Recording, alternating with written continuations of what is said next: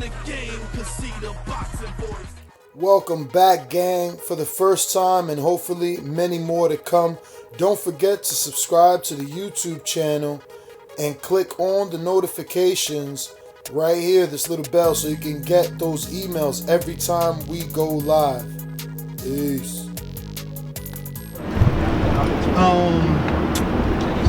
Yeah, so we all seen Mikey Garcia get that win over the weekend, and now the talk is all about Errol Spence and a possible fight between the two of them. I had some conversations with Steven Espinoza today, and I got some alarming news that I gave to Danny, and I want to get your thoughts on. And I understand Mikey's daring. Yes, it's alarming. He's daring to be great, and you have to get paid properly when you are taking on a risk such as Errol Spence and moving up 2 divisions. Yeah. But they're just saying that this fight is going to be pay-per-view on Showtime before you, before Danny, before so many people. Deontay, Broner does better numbers statistically. How could we justify Mikey moving up 2 divisions, fighting Earl on pay-per-view? And if so, well, if you win this belt, like, is your fight pay-per-view? Right. Are you gonna allow him to come back regular streaming? Right. What's the unification happen for you? It's tough, you know. I was talking to my lady about that the other day. You know, I just, you never know what numbers they're gonna expect and try to pull. Right there with Mikey Garcia and Errol Spence. First thing I thought was maybe just you take a look at the demographic and you say that this fight is worth it, you know? But Mikey only does 600. I told Steven in his face, Mikey's done 669,000 on Showtime. Like, he's not even a million.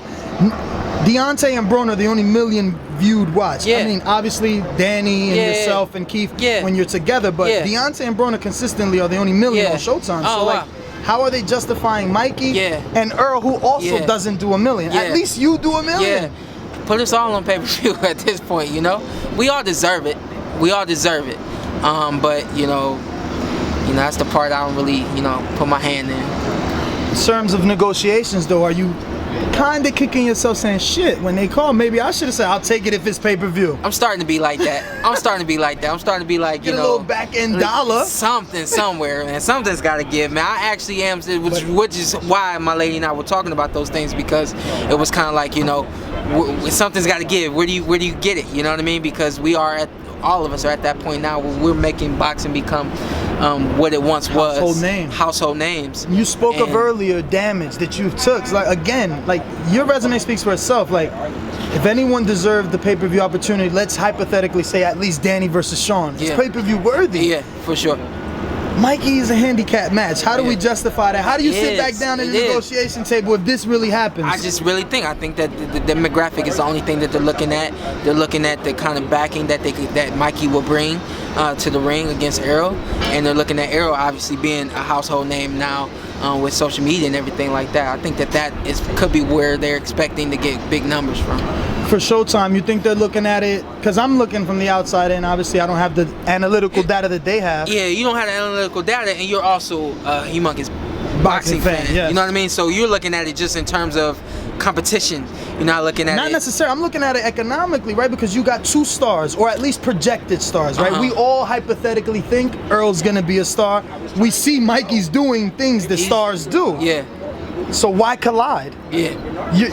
You're diminishing one person's star power, right? But here's the twist. Isn't this just a beautiful gift wrapped up for Mikey Garcia by Al Heyman? Because if you lose, who's mad at you for trying to beat up Errol Spence, the boogeyman, 2 divisions above? If you win, you're good. It's win-win, no? Yeah, it's win-win. I really do. I think if we take a deep breath and we stop looking at it that way and we just look at the fighters themselves, we don't look at weights, we look at who they fought, we look at their status right now as both of them being world champions.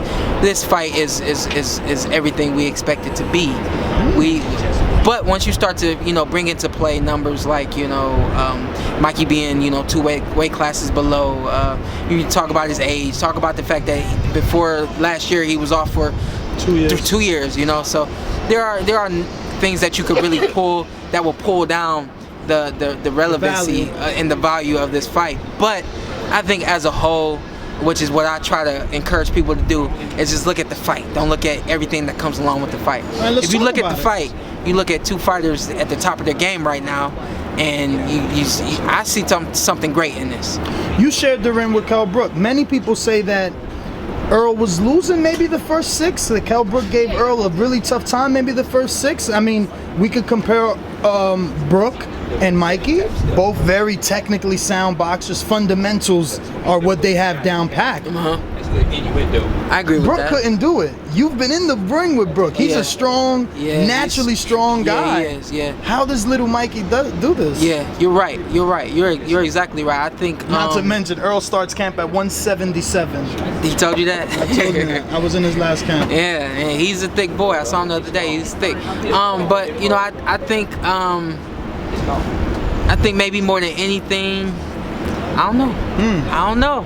I don't know. But at least it puts a smile that you could get that pay-per-view, because you know they were saying PBC did away with pay-per-view. We need that at some point. You know, we need that at some point. You know, we need that at some point. And you know, we fought on network television for a while, and we did it because it made sense. We did it because, you know, I think boxing needed it, and you know. Well, so I got a good one for you. Yeah. Has Eddie Hearn come a knocking?